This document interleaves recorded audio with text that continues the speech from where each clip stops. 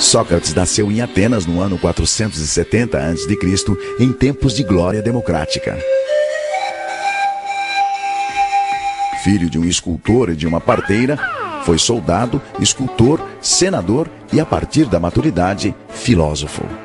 Alegando que desde criança ouvia a voz de Deus instigando-o ao ofício da filosofia, Sócrates passou a perambular pelas ruas de Atenas, feito um pregador laico, na missão de ajudar as pessoas a descobrir nelas mesmas o conhecimento que as conduziria à virtude. Sem cobrar dinheiro algum, aberto a quem quisesse ouvi-lo, ricos ou pobres. A pergunta essencial de Sócrates era: o que é a essência do homem? E ele respondia: o homem é a sua alma. Alma como razão, o eu consciente, a consciência intelectual e moral, o que distingue o ser humano de todos os outros seres da natureza. Sócrates e os filósofos sofistas abandonaram a preocupação dos filósofos pré-socráticos em explicar a natureza e se concentraram na problemática do homem. No entanto, contrário aos sofistas, Sócrates se opunha ao relativismo dos seus valores. Os sofistas formavam um grupo à parte de uma espécie de retóricos de aluguel. Valendo-se da arte da argumentação, eles relativizavam a ética e a moral, defendendo o que e a quem quer que fosse, desde que bem remunerados. A eles, Platão chamou de impostores e malabaristas de argumentos. Sócrates não deixou nenhum escrito, e tudo o que se sabe de suas ideias está nos textos militares de Xenofonte, nos textos cômicos de Aristófanes e principalmente nos textos filosóficos de Platão, o seu melhor discípulo. Platão o transformou em protagonista em O Banquete, Apologia de Sócrates, Alcebíades I, Teeteto, Fédon e A República, entre outros. Sócrates acreditava que todos já nascem com o conhecimento e que cabia ao mestre realizar o parto desse conhecimento. Ele entendia que só o conhecimento que vem da alma é capaz de revelar o verdadeiro discernimento do que é justo, bom e certo. Para partejar esse conhecimento, Sócrates aplicava um método dialógico que ele chamou de maiêutica, termo do latim obstetritiaorum, funções da parteira, em clara referência à sua mãe. Ele dizia que assim como sua mãe ajudava a trazer à luz a vida, o filósofo ajuda a trazer à luz a verdade. Basta usar a razão. No começo do diálogo, Sócrates se posicionava como se não soubesse de nada do assunto e dava início ao colóquio com uma pergunta ao seu ouvinte, que a respondia com seu próprio jeito de pensar. O mestre, então, fazia de conta que aceitava o seu ponto de vista. Porém, com um senso de humor que desorientava o interlocutor, a chamada ironia socrática, ele contra-argumentava e buscava convencer o ouvinte da esterilidade e contradições de suas reflexões, levando-o a admitir o seu equívoco e o seu desconhecimento. As perguntas feitas por Sócrates são próprias da chamada dialética socrática, isto é, do exercício de contrapor argumentos contrários. Basicamente, o método dialético apresenta 3 elementos: a tese, a antítese e a síntese. A tese é uma afirmação. A antítese é uma oposição a essa afirmação. Como a própria palavra diz, antitese. E no embate entre tese e antítese surge então o terceiro elemento, a síntese, que é o resultado do raciocínio. Prevalência do intelecto sobre a opinião. O propósito desse rol de perguntas vinha da crença de Sócrates de que só existe uma maneira de conhecer a verdade: conhecendo-se a si mesmo. É famosa a sua frase, conhece-te a ti mesmo, inspirada na inscrição no oráculo de Delfos, centro sagrado de consultas aos deuses gregos. Para Sócrates, só quem conhece a si mesmo é que sabe que não sabe. A grande virtude, segundo ele, é saber que não sabe. Só sei que nada sei, ele afirmava. Quanto mais sabe que não sabe, mais sábio é um homem. E os que pensam que sabem e não sabem que não sabem, seriam, na sua concepção, os mais tolos.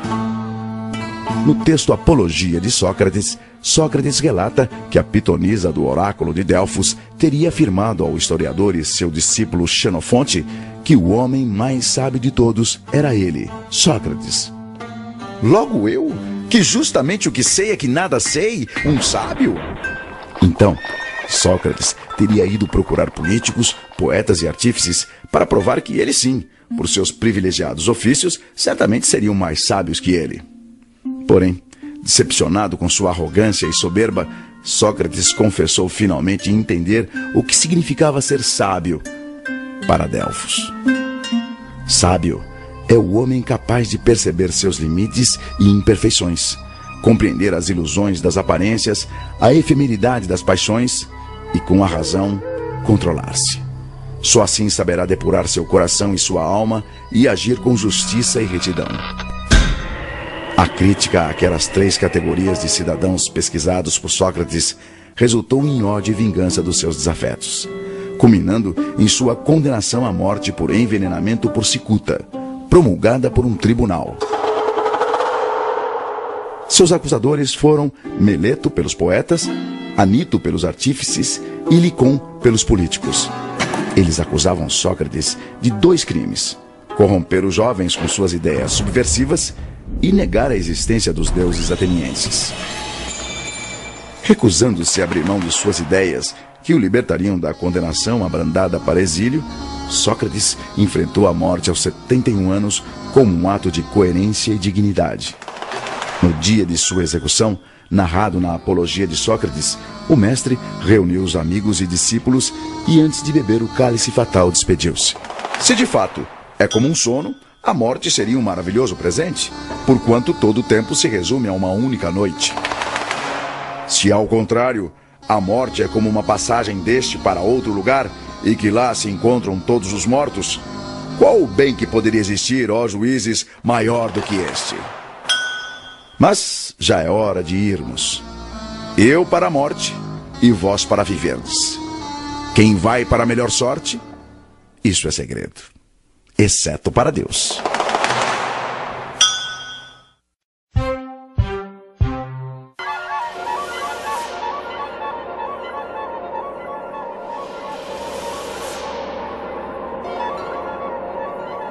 Corria o século 400 a.C. Na Grécia, o jovem ateniense Aristócles era forte, atlético e praticante de ginástica olímpica. Daí o seu apelido de Platão, do grego largo, amplo. Dizem que inventado por seu treinador Ariston de Argos. Filho de tradicional família de políticos, descendente do poeta e legislador Solon e de Cadmus, o último rei de Atenas, Aristócles, o Platão, viveu a fase áurea da democracia ateniense.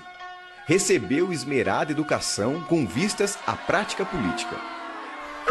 Porém, as alternâncias de facções no poder o fizeram prudentemente manter-se à distância de cargos públicos, enquanto formulava, entre outras coisas, a sua teoria do governante filósofo. Teoria que por 3 vezes ao longo da sua vida ele tentou, sem sucesso, persuadir os soberanos de Siracusa a colocar em prática, até ser preso e vendido como escravo em Engina, resgatado na última hora por amigos. Além de também se dedicar à pintura e à poesia, Platão escreveu textos corais e tragédias para teatro, hoje perdidos, só abandonando a dramaturgia aos 20 anos, quando se tornou o mais dedicado discípulo de Sócrates, na época com uma idade de 60 anos.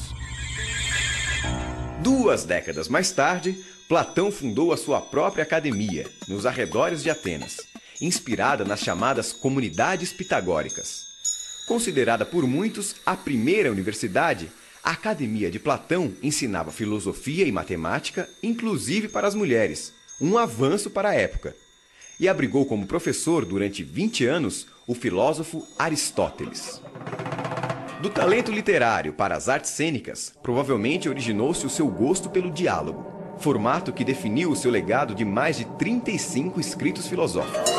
Na maioria deles, seu mestre Sócrates aparece como protagonista, debatendo diferentes temas com diferentes interlocutores, cujos nomes dão título aos diálogos. No diálogo Teeteto, por exemplo, o interlocutor de Sócrates é um jovem matemático de nome Teeteto, com quem o mestre discute a definição de ciência, a distinção entre opinião e conhecimento e o papel da percepção sensível na aquisição do saber.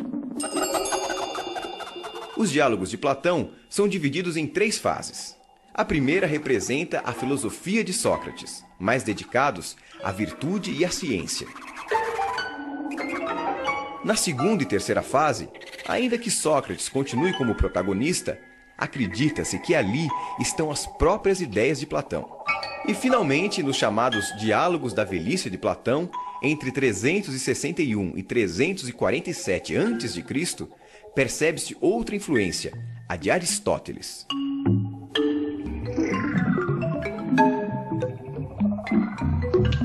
Os 2 trabalhos mais importantes de Platão são a sua Teoria Política e a Teoria das Ideias ou das Formas, que ele desenvolveu em vários diálogos.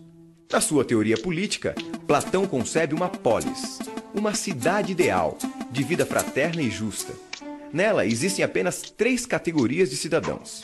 Cada um desempenha uma única tarefa, aquela para a qual é melhor dotado por natureza.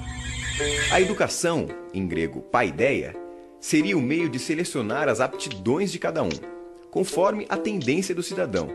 Se sua alma tivesse apetite e sua virtude fosse a temperança, seria trabalhador. Para a alma com coragem e valor, guardião. E para com razão e sabedoria, governante filósofo, estágio máximo que o cidadão só atingiria após muitos anos de estudo. Os casamentos seriam coletivos, sem casais fixos, apenas para a reprodução. E as crianças, filhos da comunidade, criadas pelo Estado. As mulheres não sofreriam discriminação, nem haveria qualquer diferença entre os sexos, inclusive para o serviço militar. O interesse maior seria sempre o da comunidade. Já a teoria das ideias, ou teoria das formas, de Platão, é apresentada através de uma alegoria ou mito no diálogo A República. O famoso mito da caverna é uma metáfora sobre a ilusão do mundo sensível, isto é, aquele apreendido pelos sentidos, em contraposição ao mundo inteligível, o apreendido pelo intelecto. Imagina homens numa morada subterrânea, em forma de caverna, com uma entrada aberta à luz. Desde a infância, de pernas e pescoços acorrentados. Não podem mexer-se, nem ver senão o que está diante deles. A luz chega-lhes de uma fogueira acesa numa colina, por detrás deles. Entre o fogo e os prisioneiros passa uma estrada e um pequeno muro, por onde homens transportam objetos de toda espécie. Se os da caverna pudessem se comunicar uns com os outros, não achas que tomariam por objetos reais as sombras que veriam daqueles homens e objetos? Tais homens não atribuirão realidade, senão as sombras? Sócrates conta ainda que certo dia um desses prisioneiros foge da caverna, quase cegando com o sol lá fora. Aos poucos, porém, ele se acostuma e acaba extasiado com a verdadeira forma das coisas, das quais antes só enxergava as sombras. No final, o fugitivo volta à caverna para contar sua descoberta aos outros, mas ninguém lhe dá crédito. Para Platão, o mundo que nos cerca é a caverna. A luz do fogo que a ilumina e projeta sombras é a ilusão propiciada pelos sentidos. O prisioneiro fugitivo é o filósofo. E a subida à região superior é a ascensão da alma ao mundo inteligível, ao sol do conhecimento. Platão acredita que tudo o que existe no mundo sensível, de pessoas a animais, de conceitos abstratos, como por exemplo o bom, o belo, a vagalumes, tudo mesmo existe antes em um mundo inteligível, ideal, onde fica a sua ideia perfeita correspondente.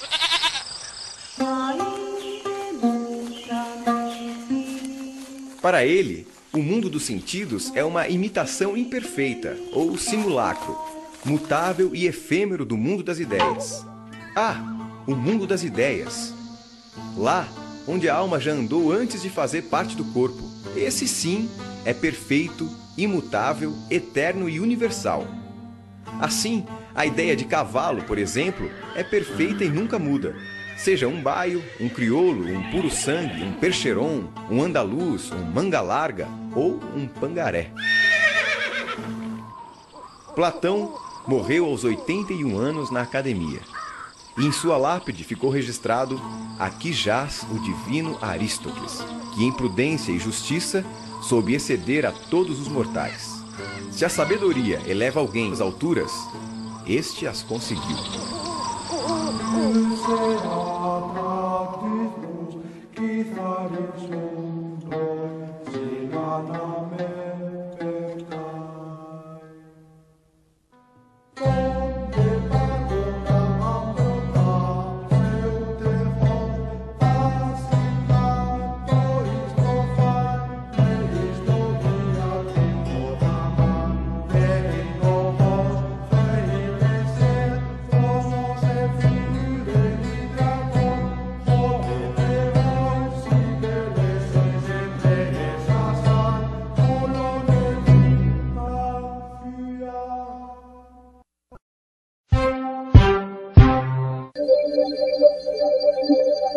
Diferente de Sócrates e Platão, o filósofo Aristóteles não nasceu em Atenas, mas em Estagira, na Macedônia, e morreu aos 62 anos.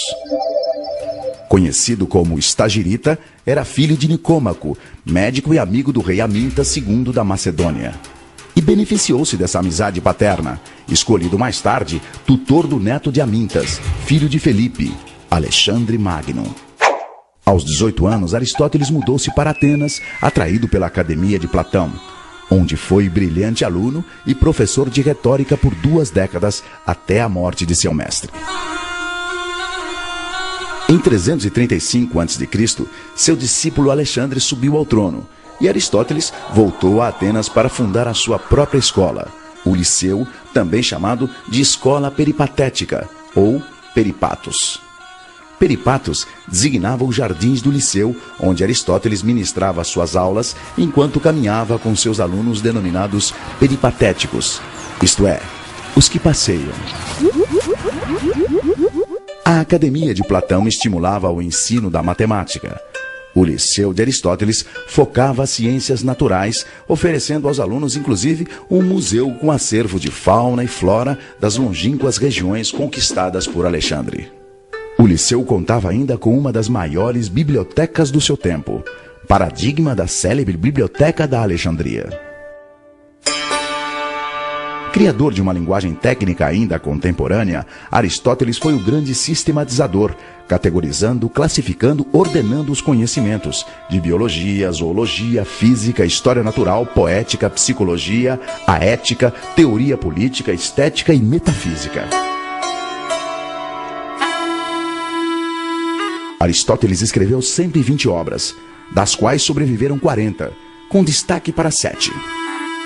A metafísica, princípios básicos de sua doutrina filosófica; a ética, Nicômaco, sua concepção de moralidade e da virtude da moderação; o órganon, do grego instrumento, sobre lógica, 6 volumes, entre outras coisas, abordando as categorias e os silogismos com suas duplas premissas; a física, sua concepção de mundo e de como é possível conhecê-lo através das causas dos fenômenos;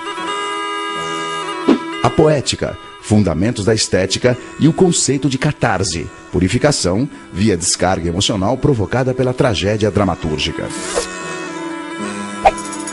a retórica, segundo ele, a outra face da dialética; e, finalmente, a política, organização social para a felicidade, uma vida de prazeres, mais uma vida de honra, mais uma vida de filosofia.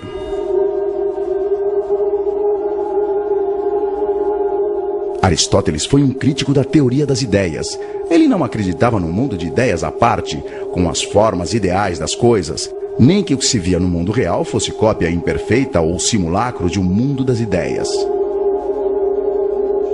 Para ele, as ideias das coisas estavam justamente dentro das coisas, nas suas próprias características. Ao contrário de Platão, ele entendia que a ideia cavalo, por exemplo, era um conceito criado pelos homens.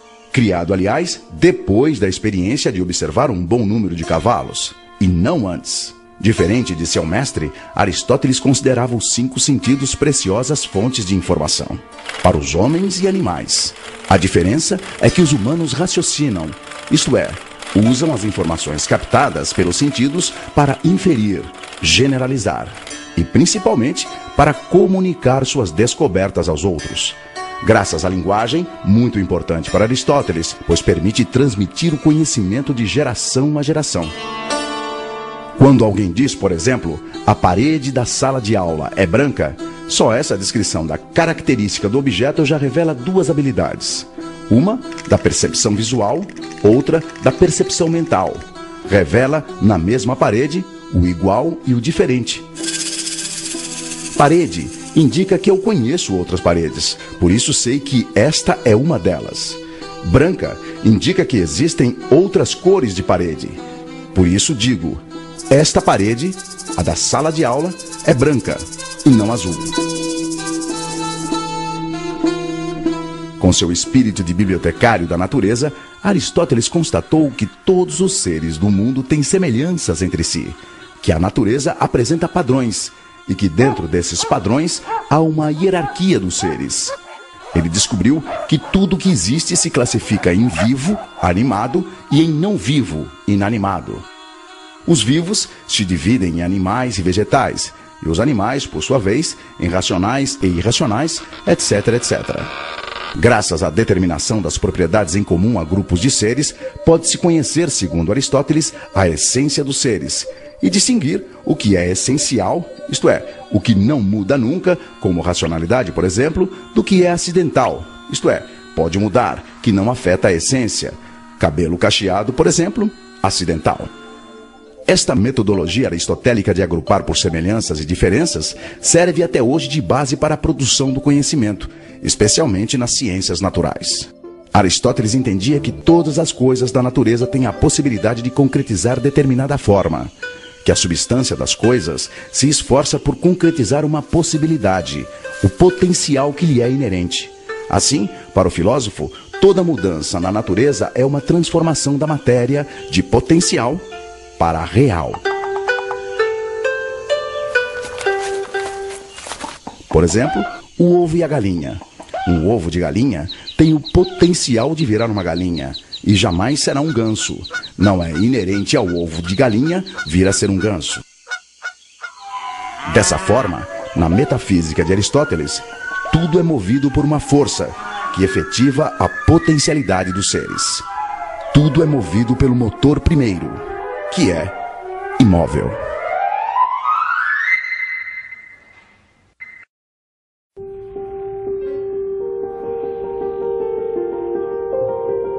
Será que todas as coisas que já penetraram em minha mente não são mais verdadeiras que as ilusões dos meus sonhos? Ou talvez, toda a minha vida seja algum tipo de sonho, incluindo a crença de que tenho um corpo? Será que um gênio maligno tentando me enganar de que o que penso ser realidade é ilusão poderia me levar a crer que pensar é não existir?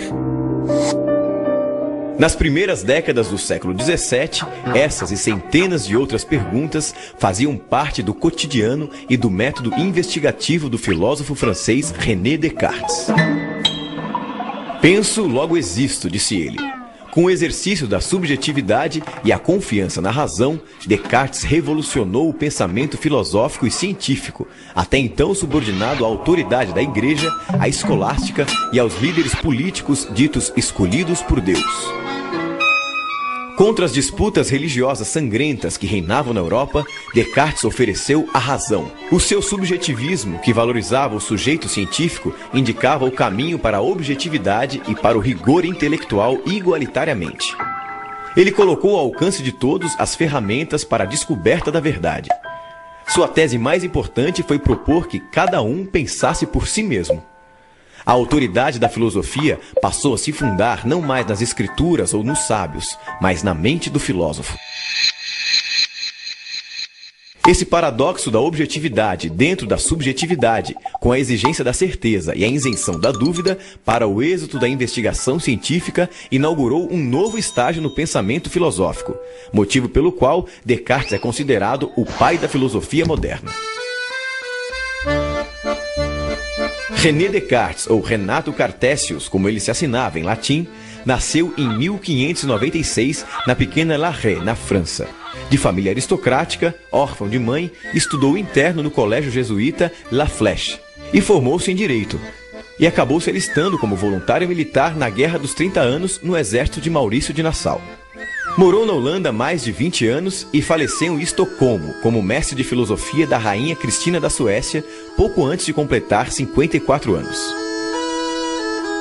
Influenciado pelas ideias de Galileu e pela amizade com o físico e matemático holandês Isaac Bikman, Descartes tomou do amigo o raciocínio simples e fácil que os geômetras empregam para chegar às suas mais difíceis demonstrações, como ele mesmo observava, bem-humorado. E saiu em busca ambiciosa de um novo sistema de conhecimento. Um método único que mensurasse todas as realidades observáveis no mundo físico, celeste ou terrestre. Ele queria explicar o mundo a partir da mecânica elementar das partículas, usando os princípios da figura, do tamanho, da posição e do movimento das partículas da matéria. Para ele, todas as coisas que caem sob o conhecimento humano estão interconectadas da mesma forma, como escreveu em uma de suas obras mais conhecidas, Discurso do Método, publicada em 1637. O modelo matemático do sonho de Descartes abarcava todos os saberes em uma só unidade. Tanto que ele criou a metáfora de uma árvore do conhecimento, onde o tronco era a física, sustentando todas as ciências com o seu raciocínio analítico. Na busca da premissa da evidência, Descartes propunha o exercício da dúvida metódica, radical, hiperbólica como método até o nível do absurdo, quando a própria dúvida forneceria então a verdade indubitável. O primeiro era nunca aceitar coisa alguma por verdadeira, sem que a conhecesse evidentemente como tal, quer dizer, evitar cuidadosamente a precipitação e a prevenção, e não aceitar nada nos meus juízos, senão o que se me apresentasse tão clara e distintamente ao meu espírito que eu não tivesse nenhuma ocasião de o colocar em dúvida. Depois de eleger a evidência, Descartes sugeria dividir em partes tantas quantas necessárias para a análise. E então colocar os conhecimentos em uma certa ordem, dos mais simples aos mais complexos. Era a ordenação. E o último, fazer sempre enumerações completas e revisões gerais para nada omitir. A concepção de mundo e de homem de Descartes se baseava no que ficou conhecido como dualismo cartesiano. A divisão da natureza em dois domínios opostos, o da mente ou espírito, que ele chamou de recogitans, a coisa pensante, consciente de si, livre e sem dimensão espacial, e o da matéria, que ele chamou de re-extensa, a coisa extensa, isso é, a material, mensurável, espacial, sem consciência e mecanicamente determinada. Deus, para Descartes, representava a ponte entre o mundo subjetivo do pensamento e o mundo objetivo da verdade científica. A mente e a matéria são criações de Deus, um ser perfeito e legitimador das evidências verdadeiras da razão.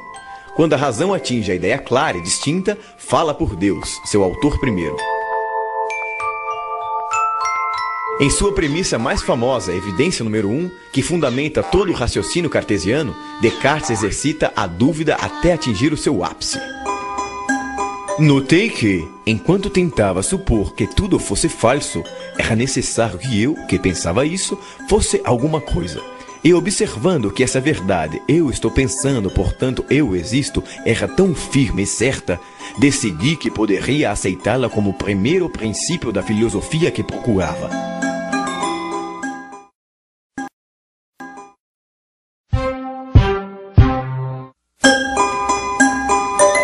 Jean-Jacques Rousseau nasceu em Genebra, na Suíça, em 1712. Aos 16 anos, tornou-se o protegido de Madame de Warren. Aos 30, mudou-se para Paris como professor de música. Colaborou com a famosa enciclopédia de Diderot e d'Alembert no Verbete Musica. E aos 38, conquistou o prêmio da Academia de Dijon com seu Discurso sobre as Ciências e as Artes. Publicou vários livros, entre eles O Contrato Social, que inspirou a Revolução Francesa, e Emílio, considerado uma das obras mais revolucionárias da moderna pedagogia por suas ideias radicais, que desagradavam tanto à Igreja quanto a outros filósofos, como Voltaire, por exemplo. Rousseau fugiu para a Inglaterra, abrigado por David Hume. Dedicou seus últimos tempos à autobiografia Confissões, falecendo aos 66 anos em Hermenonville, na França. A ti me dirijo, mãe amorosa e prudente, que soubeste te apartar da estrada trilhada. Assim registra o prefácio do livro Emílio ou da Educação, inspirador de Pestalozzi e da Escola Nova, escrito por Rousseau sob forma de romance. Emílio consiste em um tratado pedagógico que une política, educação e ética, orientando pais e mestres sobre como educar naturalmente o homem ideal. O jovem Emílio, filho de um homem rico, é educado por um preceptor no convívio com a natureza, protegido dos constrangimentos sociais. Com um pé no romantismo, o outro no imaginário iluminista, o texto russoniano revela a crença na educação reformadora como ponte para as transformações sociais. Emílio é o representante da espécie humana em seu potencial de virtude, educado para viver bem consigo, com sua futura companheira Sofia e com os outros, em uma sociedade livre e democrática. Lançado em 1762, o livro tornou-se um paradigma da educação no século XVIII. Contrapunha-se à visão elitista da educação como privilégio, afirmando ser um direito de todos, e criticava a pedagogia jesuíta, rígida, punitiva, mera transmissora hierárquica de conhecimentos memorizados, que tratava as crianças como adultos em miniatura. Com sua visão naturalista do mundo, baseado nas lições da natureza, Rousseau foi uma espécie de descobridor da infância, o primeiro a entender a infância como uma forma particular de ser humano, diferente da idade adulta. O aprendizado era conduzido pelos interesses do próprio aprendiz, em uma educação de dificuldades progressivas, lúdicas e interativas, que evoluíam naturalmente dos sentidos ao espírito. Se por um lado Rousseau identificava as especificidades do ser infantil, por outro projetava o homem do amanhã, delimitando claramente a fronteira entre o homem da natureza e o homem civil. O homem da natureza, foco de Rousseau, era um ser livre, espontâneo, natural. Já o civil, mascarado, degenerado pelas instituições e vigiado pelo social. Daí a necessidade de investir profundamente nesse homem da natureza, ou natural, buscando na criança a criança, com suas maneiras próprias de olhar e de sentir, sem perturbar a maturação exigida pela ordem do tempo, tampouco tentando substituir o olhar infantil pela razão adulta, tudo para fundamentar um forte lastro na virtude original. Segundo Carlota Boto, autora do livro A Escola do Homem Novo, Rousseau preconiza o primado do coração humano, desconfiando da exclusividade da razão tão em vigência na época. Para Carlota, Emílio é antes de mais nada uma obra que fala de afeto, pautando a criança pela emoção e fundindo sentimento com pensamento. O resultado, inevitavelmente, conduziria ao amor pelo conhecimento. Rousseau explica: não se trata mais de ensinar-lhes as ciências, mas de dar-lhes o gosto para amá-las e os métodos para aprendê-las, quando esse gosto estiver suficientemente desenvolvido. Esse é com certeza um princípio fundamental de toda boa educação. A primeira frase do livro Emílio já revela as duas grandes premissas que moveram Rousseau. Tudo é bom quando sai das mãos do autor das coisas. Tudo degenera nas mãos do homem. Para Rousseau, o homem nasce bom, mas a sociedade, a vida cosmopolita, as instituições sociais, a civilização, enfim, o corrompem, mexendo, alterando, mutilando, tornando artificial tudo que é natural, sufocando a bondade do homem e manipulando a sua mente. Como evitar isso? Como formar um homem que conserve as suas virtudes, a sua liberdade, a sua autonomia, a sua compaixão com as desigualdades criadas pelo próprio homem? Segundo Rousseau, fortalecendo de tal maneira a sua formação na infância e na adolescência, que à medida que vai crescendo, se consolide nele um homem total, incorruptível, forte no físico, forte no espírito, no intelecto, na razão e no sentimento. Saindo de minhas mãos, ele não será, concordo, nem magistrado, nem soldado, nem padre. Será primeiramente um homem.